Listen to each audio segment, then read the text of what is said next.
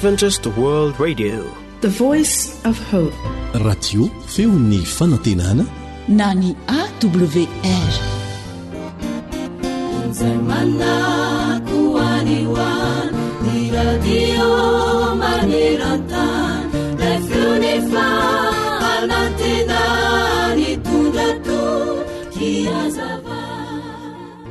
Volana janoary tamin'izay tany ampitan-dranomasina tany, na mirifiry tokoa ny ririnina ka voasarona ranomandry ny tapon'ny dobo. Tao amin'ity fianakaviana anankiray no nisy amin'ny Bily zaza lahy 20 taona, dia hoy izy hoe neny io azoko ampiasaina amin'izay zao ny kapan-dranomandry ny vidian'ny dada ho ahy dia hoy reniny hoe tsaratsara kokoa naka miandry ny dada aloha ianao mba hitsapan'ny ranomandry. Lalina mantsy io dobo io fa tsy araka ny fijerena azy, sady tsy mahafinaritra ny tsy mahasalama mandro amin'io rano misy ranomandry io. Andraso aloha tonga dadanao dia ambarany na mampidodoza na tsy ny mandro ao. Ela ho an'ny Bily nefa izany satria efa ora maromaro izay ny andrasany andrainy. Nitazana teo am-baravarakely izy, tsy mbola tamy ihany rainy. Kely sisa dia ho maizina ny andro. Tena angamba hafana ny andro ny alina dia tsy izy fotoana hikorisana amin'ny ranomandry intsony fa empo ireo. Aleo andihikorisa kely iny ka dia lasa nitsorikana keny amin'ny dobo izy, tsy tazan-dreniny akory nitondra ilay kapan-dranomandry. No tsapainy tamin'ny mpitandremana fatratra ny ranomandry teny amoron'ny dobo. Tena mafy izany ho izy. Azo andehanana tsara, ary na idata aza no nitsapa azy ity dia tsy maintsy toy izany koa ny teniny. Tena ampidiriny tamin'ny tongony ilay kapan-dranomandry, na rosiny tamin'ny mpitandremana fatratra ny tongony havanana, na lefany koa ny avy, ary dia indro izy fa lasa ny korisa, na nitsy ny afovoan'ny dobo izy. Nefa talohany nahatongavany teny, injay fa nisy zavatra ny karoaka na atsiravina reny ny sofin'ny Bily. Indro fa nidoboka tao anaty rano mangolo ny tena ny manontolo. Diso oriana loatra ny nahalalany, fa na dia matevina aza ny ranomandry eny amin'ny sisiny, dia manify oatra ny taratasy kosa ny eny afovoan'ny dobo. Vonjeo ho ny antsoantsony. Tsaroany fa ny anyletika tao anaty rano mangolo ny tena ny manontolo. Vonjeo fa maty ahy tamin'izay indrindra nisy mpiasa tao amin'ny trano fiompiana anankiray na reny antsony, niazakazaka nanao hitsin-dalana ilay lehilahy, ary dia nanatona ny dobo. Indro tazan'ny Bily teo afovoan'ny dobo indrindra, dia nisakisaka izy mandra-pahazon'ny tanan'ny Bily. Niraisiny tsy moramora ny tanan'ilay zazalahy dia navoakany avy tao anaty rano. Tsy adinon'ny Bily na oviana izay toe-javatra niatra tamin'izay, ka nampianatra azy hanaja izay lazainy ray aman-dreniny, sady nampianatra azy mba hanana leso ny faharetana. Tsy adinon'ny Bily ihany koa ny tanana mahery n'ilay lehilahy izay namonjy azy. Ka isaky ny mahita io lehilahy io izy dia tsarony fa ratsy nisy azy dia maty tao anatin'ny rano tao amin'ny dobo mangatsiaka izy. Ho antsika korakizy, ry tanora malala, izao ny voalazan'ny tenin'Andriamanitra hoe manaja ny rainao sy ny reninao mba ho maro andro ianao. Ankoatr'izay, raha mahatsiaro sika fa raha mahatsiaro sika fa nanao adosoana, dia aza mijanona eo fa avelao Jesosy hamonjy antsika, dia hanafaka antsika amin'izany toetra ratsintsika izany, arak'izay voalazan'ny soratra masina hoe koa amin'izany dia mahavonjy tokoa izay manantona an'Andriamanitra amin'ny alalan'i Jesosy. Hebreo 7:5-10.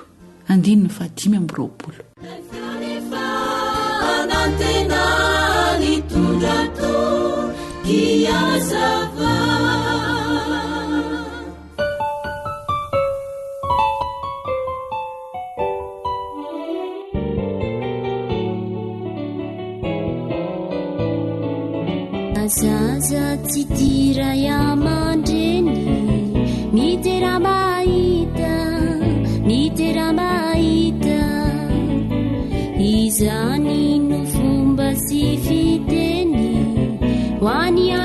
sisa aminy andro izy sisa zahirana sy miady mafy antaona ny maro no ny afy na marariana na salama toiza ireo ray sy reny tsy manda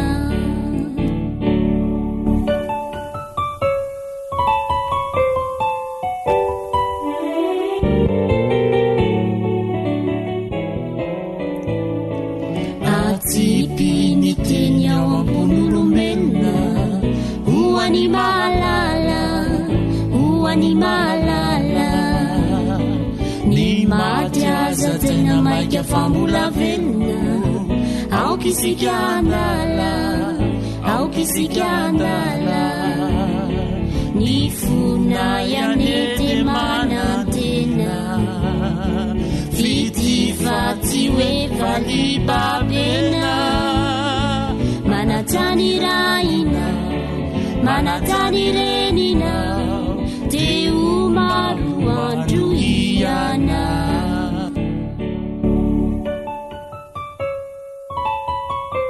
ilay feo ny fanantenana enosy arao mianatranatromena tsy hotratry ny nenina tsy hotratry ny nenina ireny nolova sy arena aseho ifazafenina aseho ifazafenina io ane nolova sarobidy zay tsy tianatra de biby fandalovana nety fandalovana nety andeha isiky fankaty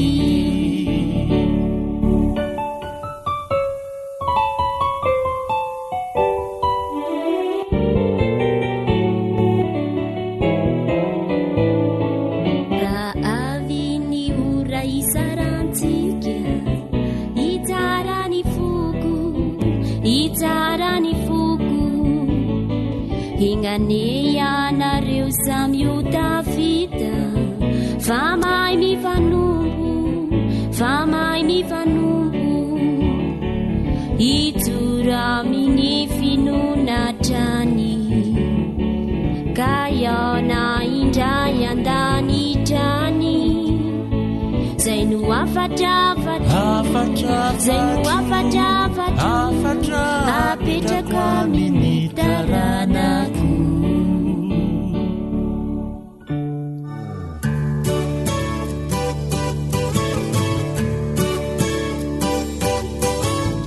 atolotry ny feo fanantenana ho anao tsara ho fantatra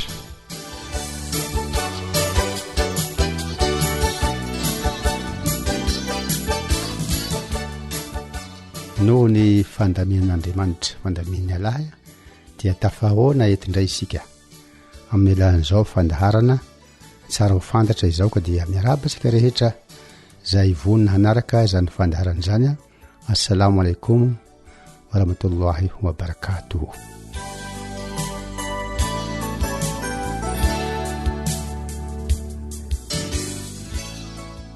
androany sika dia resaka kely mikasika ny tsy mampiova ny tenin'andriamanitra na ny tenin'ny alahy zany satria teto isika dia anizingizina fa na ny fivavahana silamo zany reo namana silamo dia manaiky fa tenin'andriamanitra tenin'ny alahy ny taoreta ny tora ozy ny vilazitsika azy ny tahaka an'izay koa ny salamo zabora ny injily na filazantsara ny coran dia manambara fa teny avy amin'ny alahy ireny teny ireny amin'ny maha teny avy amin'andriamanitra avy amin'ny alahy dia ekena fa tsy miova izany satria tenin'andriamanitra tsy miova zao voalaza amin'ny Isaia 40:9 izy hoe maina ny ahitra malazo ny volony fa ny tenin'andriamanitsika dia maharitra mandrakizay ahoana koa ny voalaza ny Coran mikasika an'izay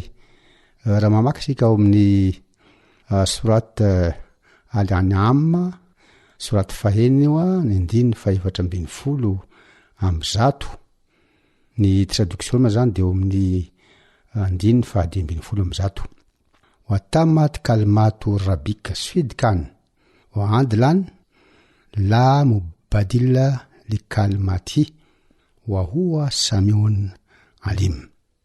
Zao no traduction en termes français au Coran yani, et la parole de ton Seigneur s'est accomplie en toute vérité et équité.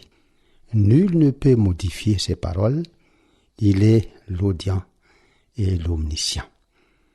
Et zany dia olaza fa ny tenin'Andriamanitra ozy tenin'ny Alahy dia tanteraka amin'ny fahamarinana sy ny hitsiny ary tsy misy afaka manova izany tenin'ny Alahy zany, tenin'Andriamanitra izy zay mandre ny zavatra rehetra sy mahay ny zavatra rehetra.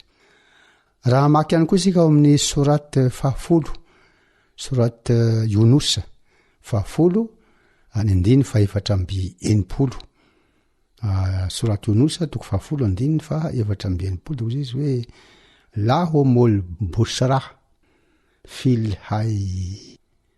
hayawat dunya wa fil akhirat la tabdil li kalmatillah.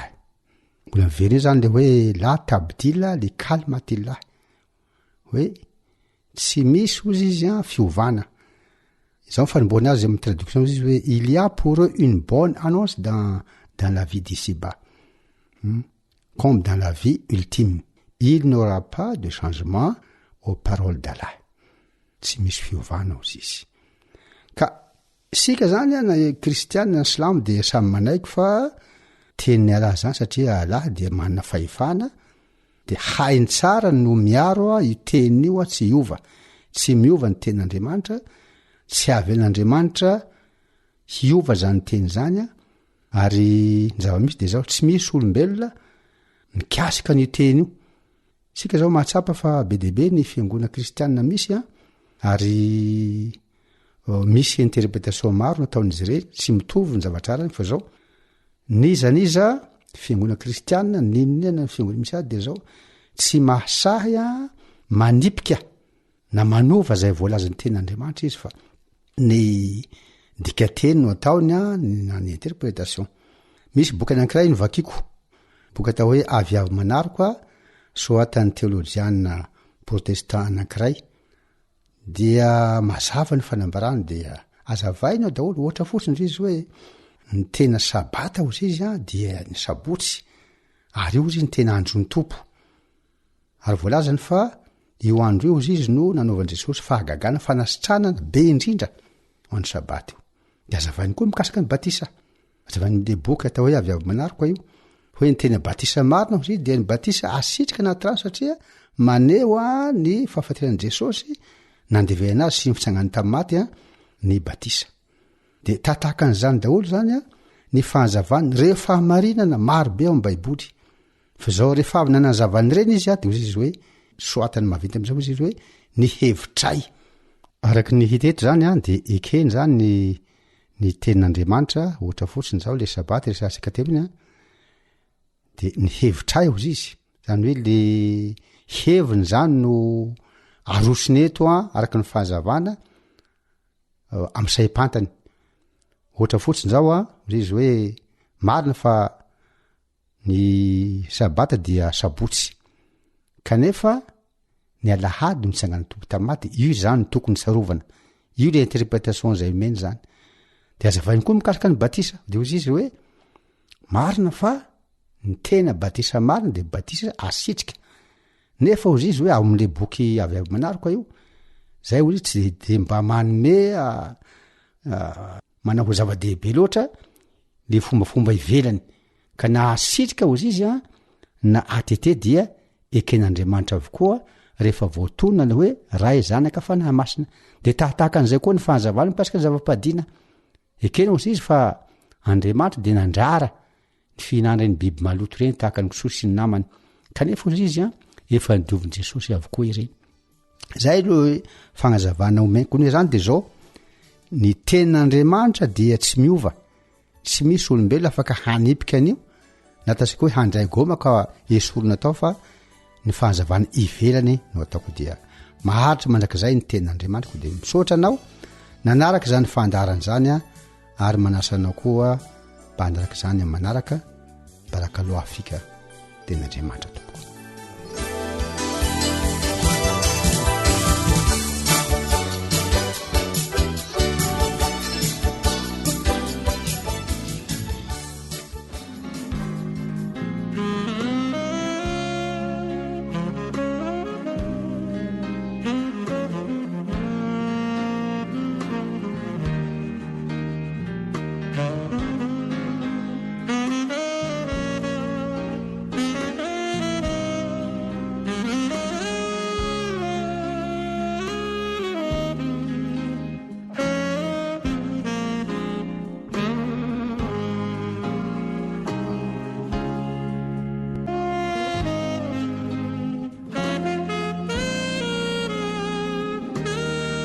Tarika Anija Aspiaino.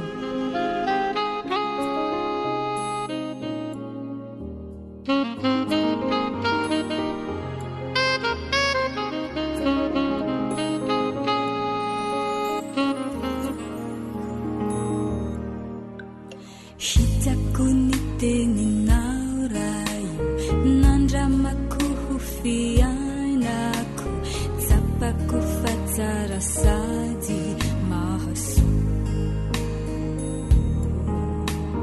teny mitondra fiadanana marina tsisikianena velona sady mahery tony saba trarolela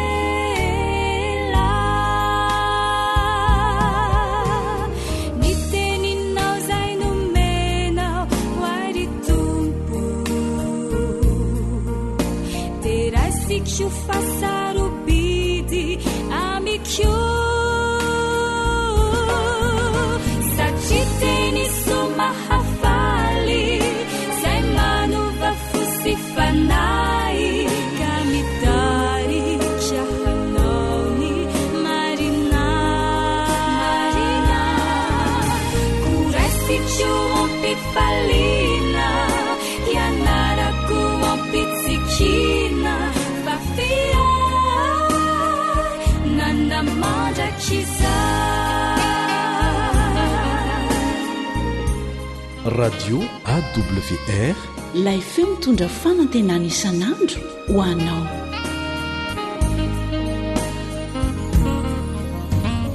hitako ny teninao raio tsy azo analana nampinako ampio anay zanak'olo mbelona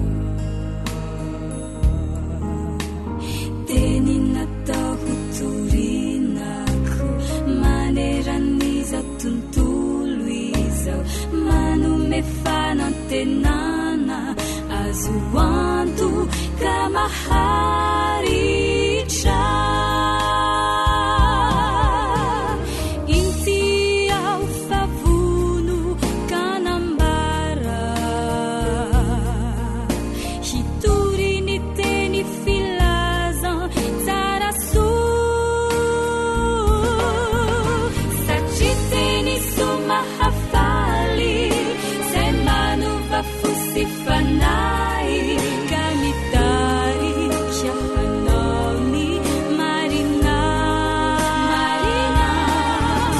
koraisikio ampifalina ianarako ampitsikina fafia nanamandrakisa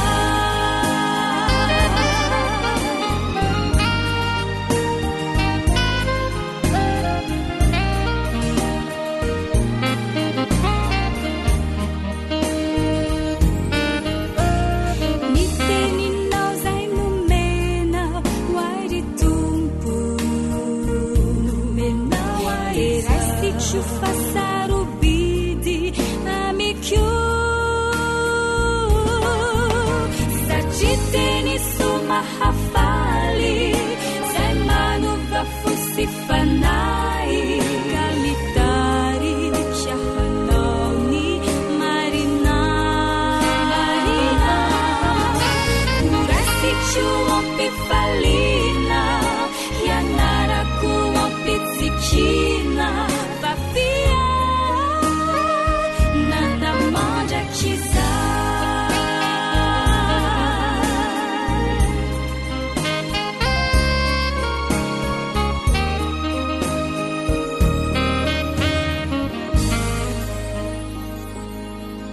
izay ilay onjany fanantenana.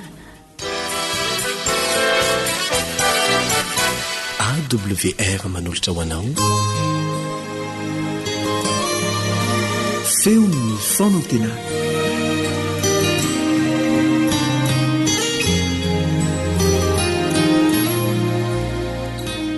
tia mahazo fanomezana sika olombelona indraindray anefa dia tsy fantatsika loatra ny ahasarobidiny ireny fanomezana izay omenantsika ireny.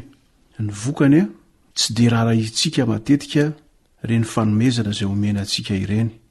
Indraindray ara tonga dia lasa avetrany any amin'ny toerana fanariam-pako any izy ireny.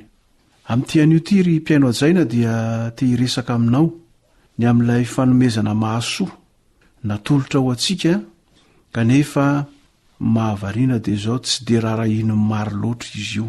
Tiako raha resahana aminao ny amin'izany fanomezana izany a amin'ity an'io ity mba hahatonga anao hanova ny fitondrantenanao manoloana izany fanomezana izay natolotra ho anao izany mba ho fitahiana.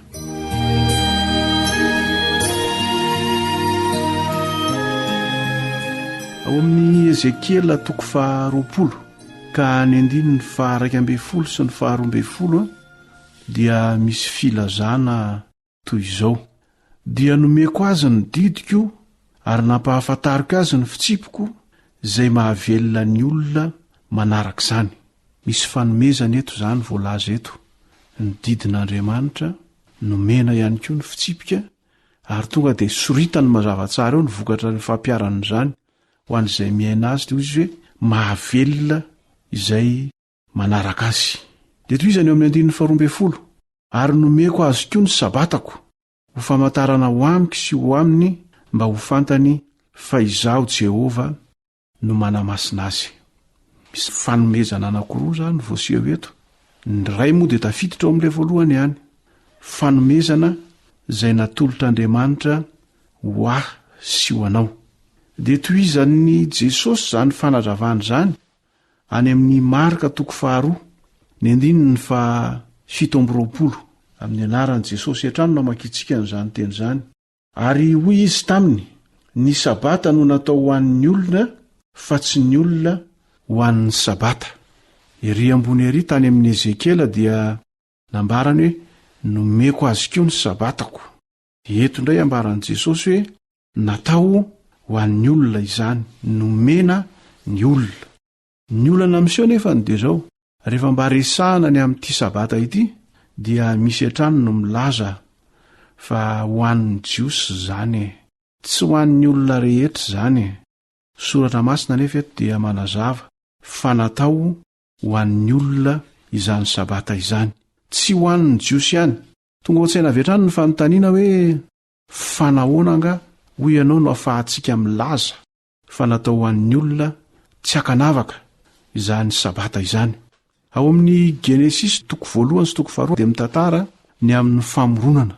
Ary raha mijery eo amin'ny Genesis 2 ny 1 sy hatramin'ny 7 sika dia ho hitantsika fa tany amin'ny famoronana izao tontolo izao dia efa noforonona ihany koa izany sabata izany.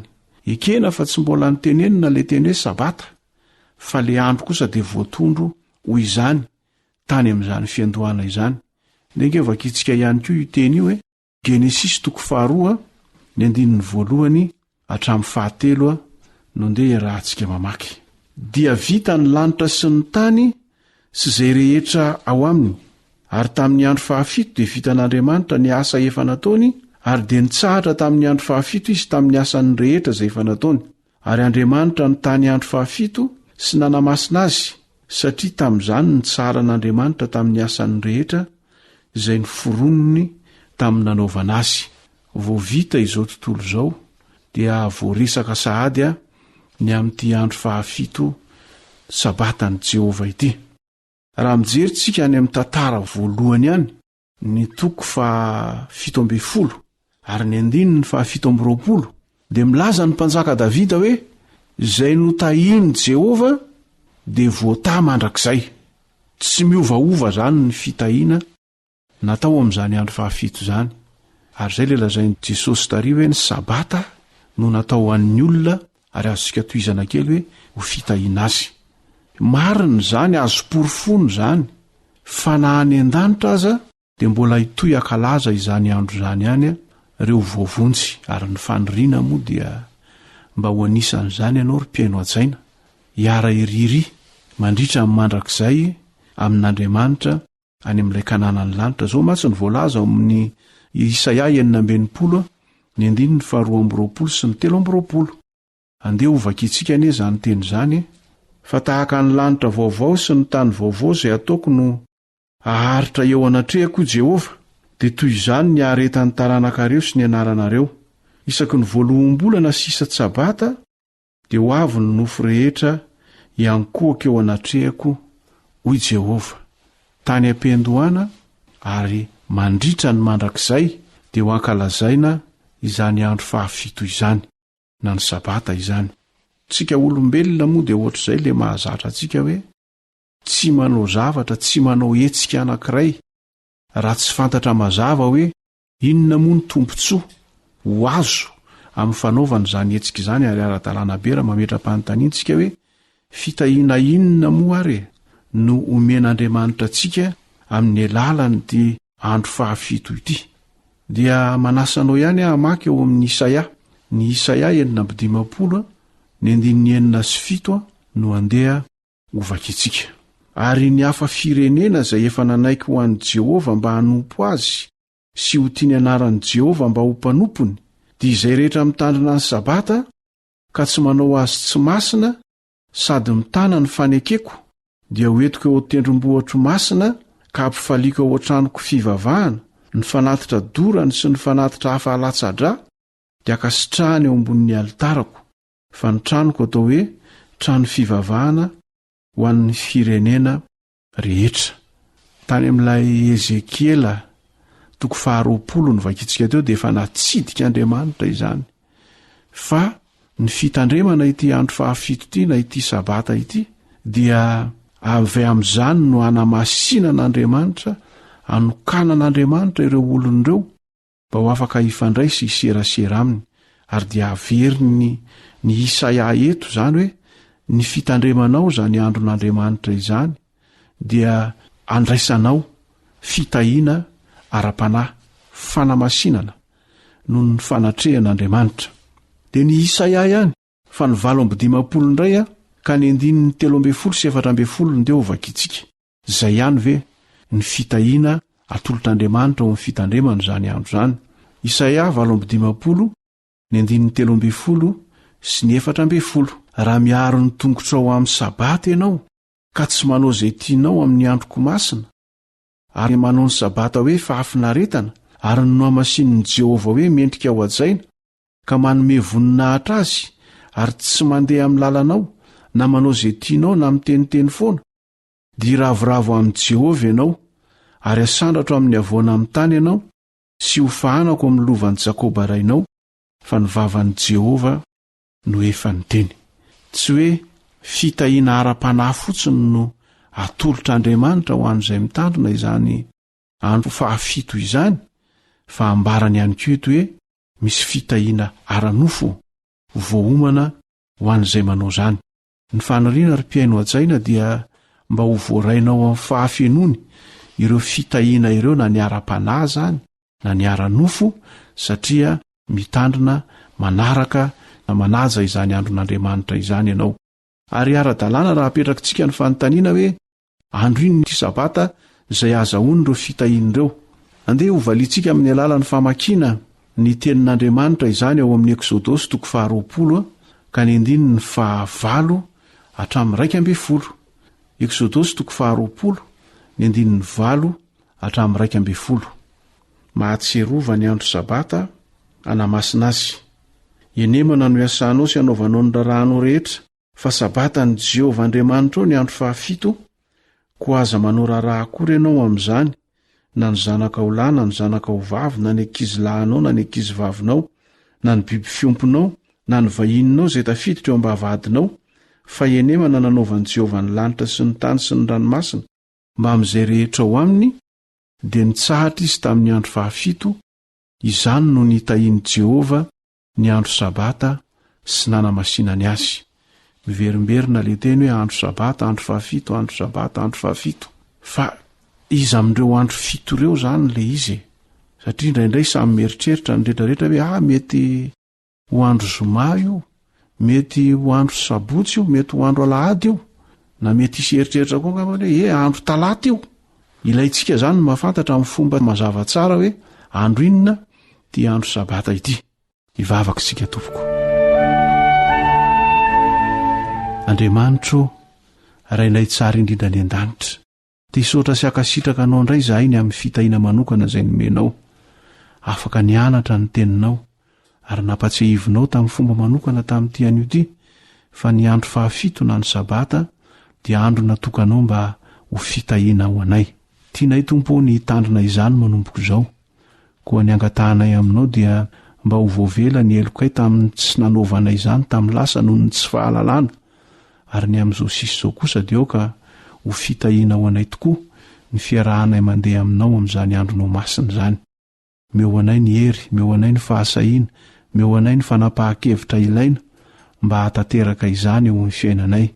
Tononona no ny amin'ny anaran'i Jesosy Kristy sy ny fahasoavany irery ihany izany vavaka rehetra izany. Amen.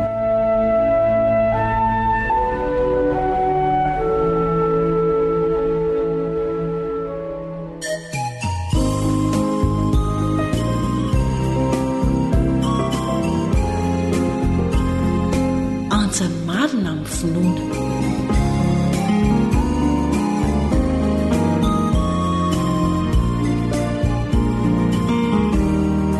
Tinarira izay ny utunga pakato o pakato retenisu izay manovany fo faizay ratrizay isanyandovaniray kazo ilay fiainana mandrakizay inaviray izay ny utunga pakato o pakato reteniso izay manovany fo faizay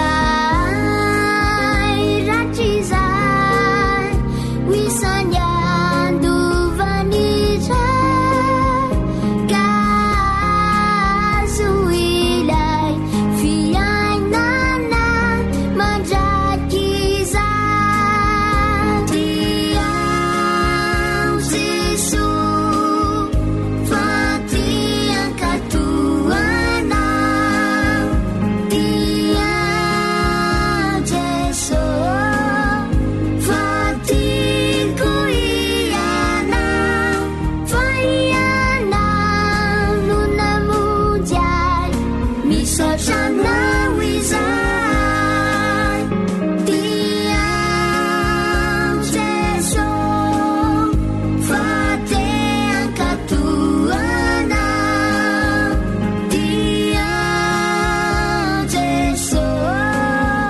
fenony erinao umpiaino pakato ka tsy anamafiny fo.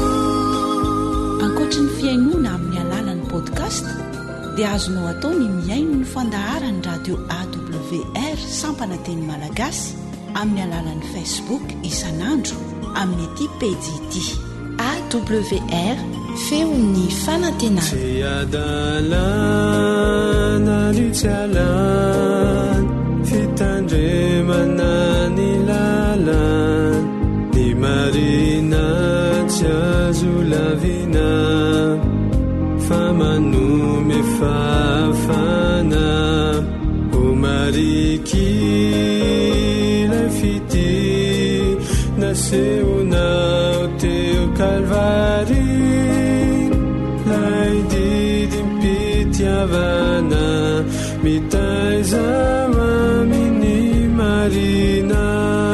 Tsy adalana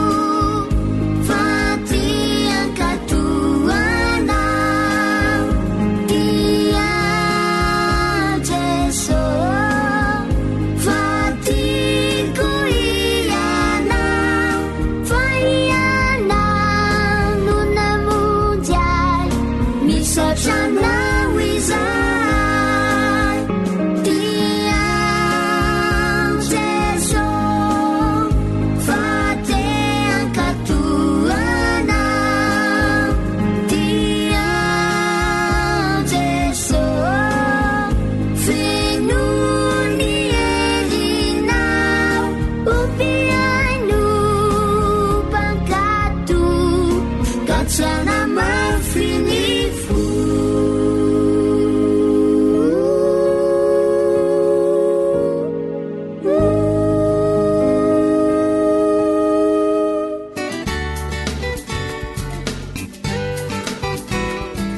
Fianakaviana fon'ny fiarahamonina.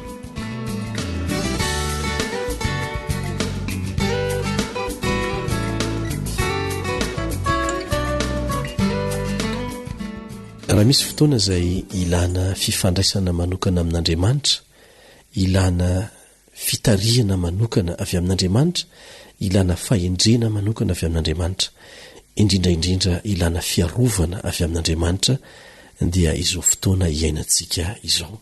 Ireo fitaovana arifomba vokatry ny fandrosoana eo amin'ny lafin'ny ara-teknôlôjia dia tsy ampiasaina fotsiny ihany eo amin'ny lafin'ny fampandrosoana, fa miasa indrindraindrindra ihany koa eo amin'ny famonoana olona, eo amin'ny fanapotehana zavatr'olona, ary amin'ny fomba mahatsiravina sy feno abibiana no anatanterahana an'izany amin'izao fotoana izao.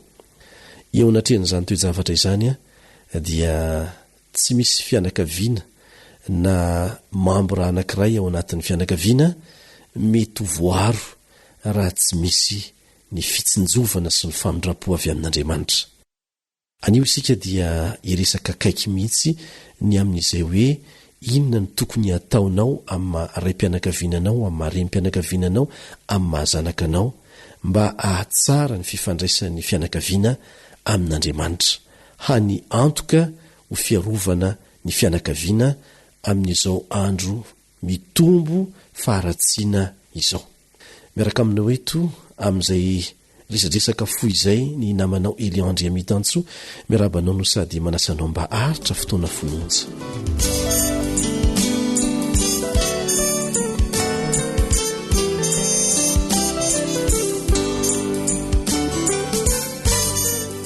Raha jerentsika ny Baiboly dia ohatra anankiray izay azon'ny raim-pianakaviana sy ny renim-pianakaviana alaintahaka ny fomba nampiasain'ireo patriarika na nazarana ny zanany sy ny taranany ifandray amin'Andriamanitra. Raha ny fampiarana an'izany amin'izao fotoana izao dia amin'ny alalan'ny fitompivavahana no anatanterahana azy. Dia mampirisika antsika raim-pianakaviana, renim-pianakaviana, isika zanaka mba tsy hanadino an'izay fotoana manokana iarahana mivavaka izay, fiarovana ho an'ny fianakaviana izany, ary azo lazaina hoe hany fiarovana azo antoka ho an'ny fianakaviana amin'ny ireo hery ratsy miasa mangina miditra avy any ivelany makao an-tokantrano ao, amin'ny loza tsy fantatra izay mety hokasain'ny sasany atao amin'ny tokantranonao. Andriamanitra dia afaka miaro anao amin'ny reny rehetra ireny, ary misy teny fikasana, teny fampanantenana ao amin'ny ten'Andriamanitra manao hoe izay mangataka nomena, izay mandondona no voana, dia amin'ny alalan'ny vavaka no anatanterantsika izany fanandramana mahafinaritra izany. Angatao Andriamanitra amin'ny alalan'ny fitompivavahana irahana ao an-tokantranao maraina sy hariva mba hiaro anao sy ny zanakao.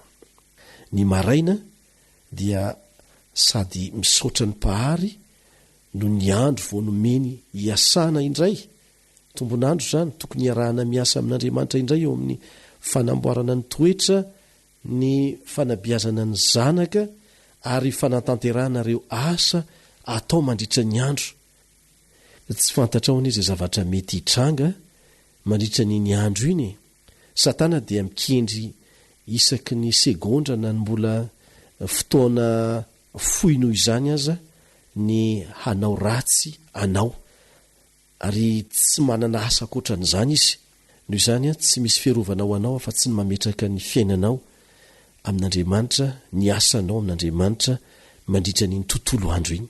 Ary efa tonga ny hariva dia tonga ny fotoana isoranao an'Andriamanitra, noho ny fitantanany anao, noho ny fanampiana anao nataony nandritra ny andro. Eo koa ny fangatahana sy ny fitahiana mba hiarovany anao indray sy ny fianakavianao mandritra ny alina mangina. Aoka ho fohy sy mahaliana kanefa misy ventiny azo raisina tsara ny fitompivavahana ao anatin'ny eo anivon'ny fianakaviana. Ny tsara dia amin'ny fotoana tsy miovaova no hanatanterahana nyity fitompivavahana ho an'ny fianakaviana ity, ary azadinoina fa fotoana ny fanomezana tamin'Andriamanitra ny ireny fotoana ireny, fotoana izay ifampiresahanao manokana amin'Andriamanitra miaraka amin'ny fianakavianao.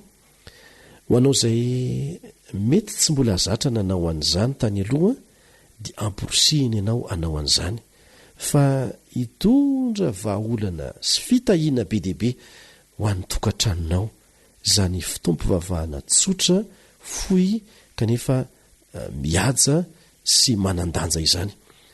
Misy sosokevitra vitsivitsy reto azo anampinanao. Azonao atao ny manisy hira sy vavaka, atomboka amin'ny hira sy ny vavaka zany ilay fotoana. Avy eo dia asiana lesona toy ny hoe mety ho vaky teny avy amin'ny soratra masina fotsiny ihany angamba izany, fa kiana miadana tsara ampahana andalana soratra masina, dia istonana lesona kely. Mety koa ny mamaky bokim-pivavahana mamety rohevitra mikasika ny fifandraisana amin'Andriamanitra. Tsy tsara ny mandinika andalana lava loatra avy amin'ny soratra masina.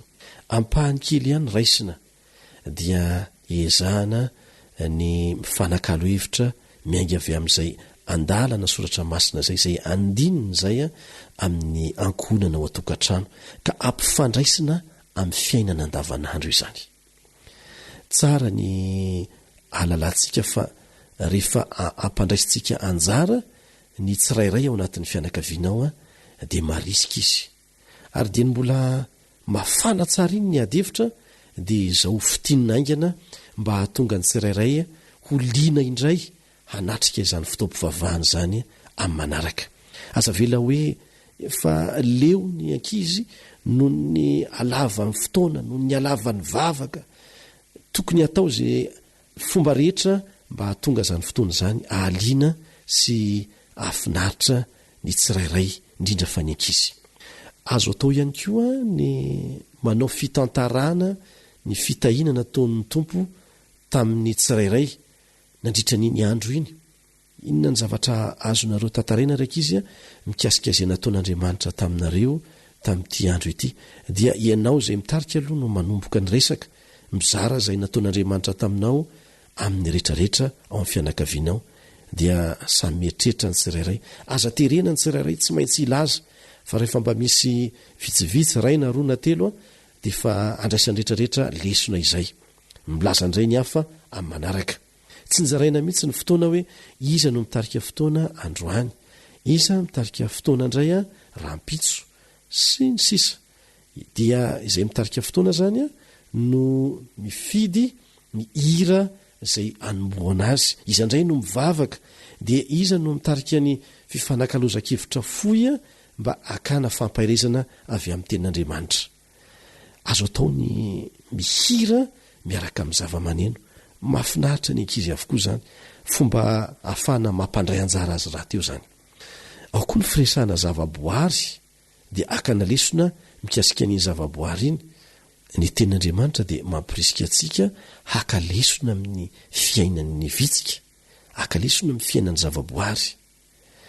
Maro ny fomba zay azontsika atao ary ovaovaina ireny fomba ireny mba hahatonga an'io fitompivavahana io ho fotoana mahafinaritra. Sosokevitra ihany ireo, mino aho fa ahita hevitra maro hafa ianao rehefa mandray an-tanana ny fitompivavahana atao an'ny fianakaviana. Ianao ray mpianakaviana no mpisorona ao atokantrano ao. Raha tsy ao ianao, zay vao tokony hitarika indray ny reny mpianakaviana. Azadinoina fa adidy masina izany. Aoka samy anefa ny tandrifiny ny tsirairay. Zaro amin'ny lalana tokony ny alehiny ny zanakao. Hatrany amin'ny fahakeliny, tsy ala amin'izany izy na rehefa antitra aza. Ary miantoka zavatra be deaibe eo amin'ny fianakavianao ny fanaovana fitompivavahana ao atokantrano maraintsy hariva, indrindrandrindra ho fiarovana antsika amin'izao andro feno faharatsiana izao. dia aloha farana antsika aloha ny androany manao mbatra-peona ho amin'ny manaraka indray namanao Elion Andriamitanso.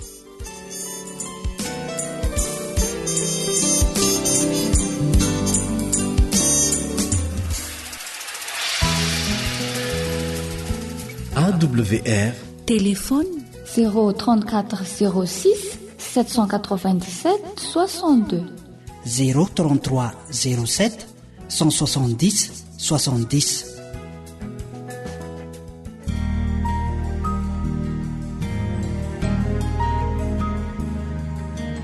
Faniteninao no fahamarinana. Taridalana manokana fianarana baiboly avoaka ny fiangonana advantista maneran-tany. Iarahanao amin'ny radio feo ny fanantenana.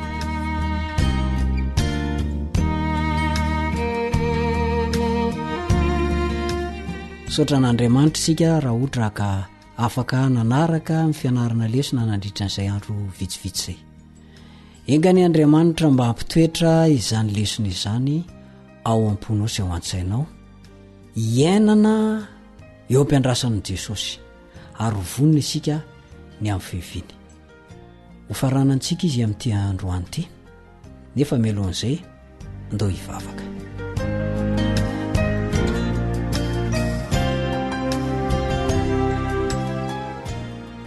Sotra raha eo fanomeno anay izay lesona mahafinaritra nandritra ny andro maromaro izay.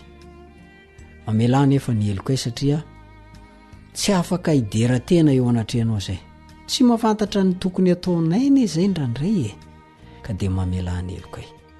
Oka mba ny fanampianao ny fahasoavanao no entinao eo anatrehanay, fa tsy ny fahatezeranao raha eo. Mitezanao amindra fo amin'reto zanako reto. Sotra fa nampiomananay izay lesona izay, fa tena ho avy tokoa Jesosy. Ary raha ho avy izy dia anisan'ny olona ho vonjena ho any amin'ny lanitra vaovao sy tany vaovao izay. Hiakatra any an-danitra izay ary faly eo anatrehanao, tsy ho lany laniana ny fifalianay amin'izay fotoana izay. Ary miangavy ianao Tompo hanomeanay ny fananao masina hampatsiahy mandrakariva an'izany lesona izany. Amin'ny anaran'i Jesosy no angatan'izany. Amen.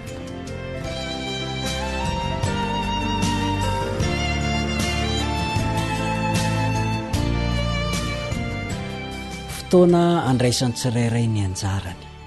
Ny andinin'ny fitadidy izay notsongaina moa izany nandritra ny lesona iny dia izay voalaza voarakitra ao amin'ny Apokalipsy 4:12, ny andininy 4:12 sy 15.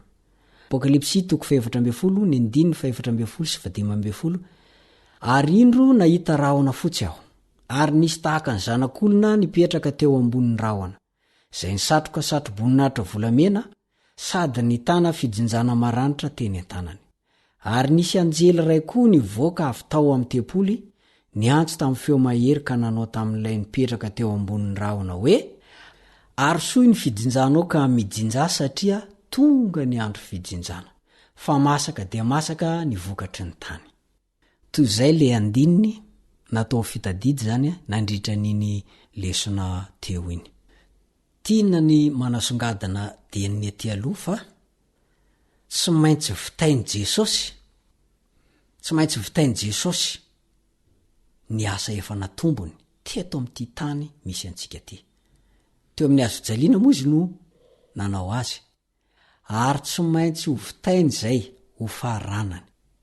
Zao ny voalaza ny eo amin'ny Matthieu 4:24, Matthieu 4:24. Ary ho toriana amin'izao tontolo izao ity filazantsara ny fanjakana ity ho vavolombelona amin'ny firenena rehetra dia ho vao tonga ny farany. Ny fiafarany izao tontolo izao, ny fiaviany Jesosy, dia tsy maintsy hialo ava ny fitoriana amin'ny filazantsara maneran-tany izany. Amin'izay fotoana izay ny tsirairay rehefa mandre ny hafatra, mandre n'ilay filazantsara, dia mandray ny safidiny izy. Misafidy izy na iandany amin'i Jesosy na tsy. misafidy izy na ho any an-danitra na ho any amin'ny afobe, misafidy izy na anaiky an'Andriamanitra na anaiky any Satana. Tsy misy olona ho very maina zany, ho very fotsiny zany, tsia. Fa matoa ny olona anankiray voavonjy dia nampiasa ny safidiny izy, ary io safidy io tsy azon'Andriamanitra idirana io, tena nataony malalaka io. Io safidy io no tsy tovizantsika amin'ny hazo, amin'ny vato, amin'ny rano, amin'ny biby. Io safidy io napetraka Andriamanitra ho antsika io mba hisafidianantsika tsara hoe inona no mety amiko, aiza ny lalako izorako, ahoana ny ataoko. Ary tadidio tsara fa mivokatra ny safidinao dia tsy maintsy mandrakizay io, na lanitra sy Jesosy na Satana sy ny elo ho lasa vovoka. Tadidio tsara fa ho avy ilay zanak'olona Jesosy, ilay niakatra teo amin'ny rahona iny ka lasa any an-danitra, dia tahaka nino no hiavian'indray. Manatrika fitsarana izy amin'izao fotoana izao. Manahoana re raha ohatra ka eo anatreh'ny fitsarana ny anaranao amin'izao fotoana izao? Inona no hita misoratra mifanitsy ny anaranao? Voavonjy ve sa very? Ary raha ho avy Jesosy, dia tsy le izy le tahaka n'le hoe nasiana satroka tsilo, ny tevadevaina, ny tefahana, ny velesina karavasy. Tsy intsony no avy eto, tsy lay ny jaly sy ory tao an-tranony ray aman-dreniny, fa izy mpanjaka ny mpanjaka, tompo ny tompo. Tsy satroka tsilo fa satro-boninahitra, Stefanos. Manoloana an'izay nefa, inona no mba entintsika manatrika an'Andriamanitra? Inona no mba hoentintsika eo anatrehany Jesosy rehefa ho avy izy? Vokatra manahoana? Tory ny filazantsara na iza amin'izao fotoana izao. Ny filazantsara tena izy dia filazantsara mandrakizay, fa tsy filazantsara miovaova. Hafa amin'ity taona ity, hafa afaka 5 taona, hafa afaka 10 taona. Filazantsara mandrakizay no toriana. Ary rehefa nitoriana zany ianao, move mba nitondra vokatra tsara ho anao le izy. Fantaniana tokony apetraka sika amin'ny tenantsika izany zavatra izany. Mba vokatra inona re no hita eo amiko sy eo aminao rehefa ho avy Jesosy? Mila fandinian-tena isika fa tsy mandinika ny hafa. Tsy mijery na iza na iza, tsy mijery mpitondra, tsy mijery na iza na iza manodidina antsika. Fa ny tenanao diniana. Zava-dehibe zany. Satria ho avy le fotoana hamaliana ny olona tsirairay araka ny asany avy. Hamaranana n'ity fianarana ny soratra masina ity dia ijery izay asa soratra ilay vehivavy kristianina, mpanoratra boky kristianina isika, Ellen White. Ao amin'ny Hery Mifanandrina, takila 770. Lalàna manan-kery amin'ny ara-tsaina sy ny ara-panany hoe miova arak'izay banjintsika isika. Mivoatra mentalana hifanaraka amin'izay zavatra velantsika hiatombena ny saina. Manjary miray volo amin'izay no zarina ho tiany sy ajaina izy. Ny olona dia tsy hisandratra na hoaviana na viana ho ambony kokoa noho ny filamatra no fidiny ara-pahadiovana sy fahatsarana ary fahamarinana. Raha ny tena no nataony tarigetra ambony indrindra ho tratrarina, dia tsy hatratra na hoaviana na hoaviana izay ambony noho izany mihitsy izy. Ny marina dia hitotongana ambany kokoa hatrany izy. Ny fahasoavan'Andriamanitra irery ihany no manan-kery anandratra ny olona. Raha vela samy rery izy, dia tsy maintsy hitsotsorika midina ny lalany. Zay no voalazan'io anabavy io. Tsy tsikaritra na miariary, saika tsy voamarika mihitsy aza amin'ny voalohany no ny fiovantoetrantsika na ny mahasika antsika arakaraka ny voafafintsika ao an-tsaintsika. mamafaza vo tsara dia hitondra vokatra tsara izany. Raha mamafy voaratsy eto amin'ity fiainana ity ianao a dia hitondra mivokatra ity tontolo ity ao amin'ny toetranao izany. Raha mamafy ny tsy fiaverana an'Andriamanitra sy ny soatoavina ary ireo lara-pahamena ara-panahy isika dia hijinja ny vokatry ny tsy firarahiana, ny tsy firaina, ny fiaverantena ho mety eo amin'ny lafiny ara-panahy ary ny fahasorenana eo amin'ny fiainana ara-panahy. Zany no antony ilazana fa mifidy ny lalana mampididoza ireo izay mihevitra ny hoe fantato fa indray andro any dia ho tonga ny fanenjehana farany, ny mariky ny bibidia sy ny sisa, saingy rehefa ho tonga zany dia ho voninao. Miantso antsika Andriamanitra ankehitriny amin'izao fotoan'izao indrindra ny mba hametrahantsika ny fiainantsika eo aminy.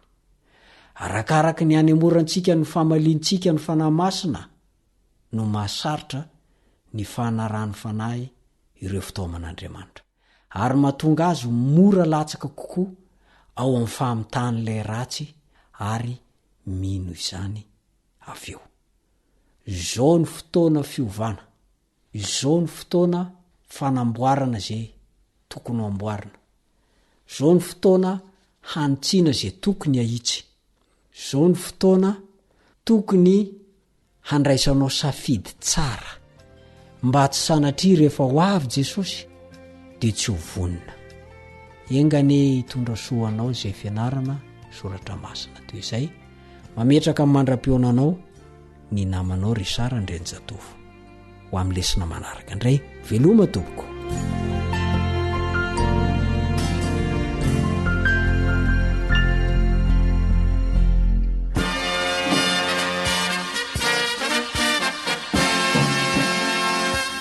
Adventist World Radio, The Voice of Hope. Radio Femon'ny Fanantenana. Ny farana treto, ny fanarahanao ny fandaharan'ny radio Feo Fanantenana na ny AWR amin'ny teny malagasy. Azonao ataony mamerina miaino sy maka maimaimpoana ny fandaharana vokarinay amin'ny teny pirenena mihoatriny 100 amin'ny fotoana rehetra. Raisoaryn'ny adresy ahafahanao manao izany: awr.org na feofanantenana.org.